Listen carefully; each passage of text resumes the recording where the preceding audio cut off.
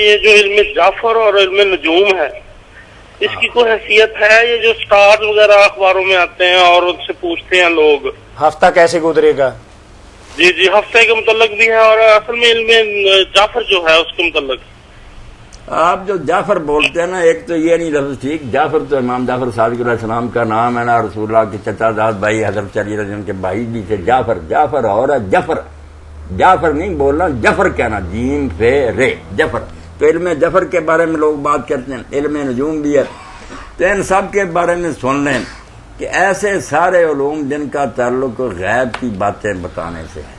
کوئی پیچھے کی خبریں دے کہ میں چور کا پتہ دیتا ہوں، کس نے چوری کی ہے، یہ ہے وہ، یہ عراف کہلاتے تھے عرب میں۔ اللہ کے رسول نے فرمایا جو عراف کے پاس جائے نا پتہ کرنے کے لیے کہ میرا نقصان کس نے کیا اور اس کی بات کو سچا جانے، توبہ توبہ، اس سے بڑھ کر آپ نے کیا کہنا تھا، فقد کفر بما انزل علی محمد، جو محمد پر قرآن اترا اس کا وہ منکر ہوگا، کافر ہے، بے دین ہے، اور 40 دن تک اس کی کوئی نماز قبول نہیں ہوگی۔ وہ کیا پوچھتا پھرتا ان عرافوں کے پاس ہوتا۔ آپ ایک بات کامن سینس کی سارے سوچیں کہ دنیا میں کافر حکومتیں بھی رہی ہیں، مسلمان حکومت، کیوں نہیں پولیس کو ختم کر دیتے؟ کہ تھانوں کی کیا ضرورت، تفتیشوں کی کیا ضرورت؟ 10 کروڑ اس کو ایک کو ہی دے دیں، بس پوری تنخواہ لے، بتا دیا کر کس نے چوری کی ہے، اور یہ نہیں بتانا کس نے کی، اب بھی بتا کہ وہ مال کہاں پڑا ہوا۔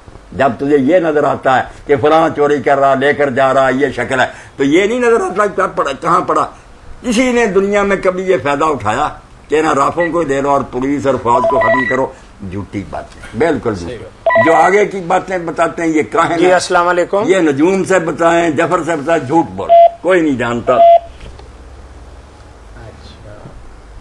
تو مولانا بہت سے علم لوگوں نے ایسے ائمہ طاہرین کی طرف منسوب کر، جیسے عیسائیوں نے السلام بنا لیا علیکم، نا کہ عیسیٰ علیہ السلام یہ کہتے تھے، جی وعلیکم انہوں نے نہیں کہا، مولانا پورا دین ان کے نام پر گڑ لیا۔ جی فرمائیے۔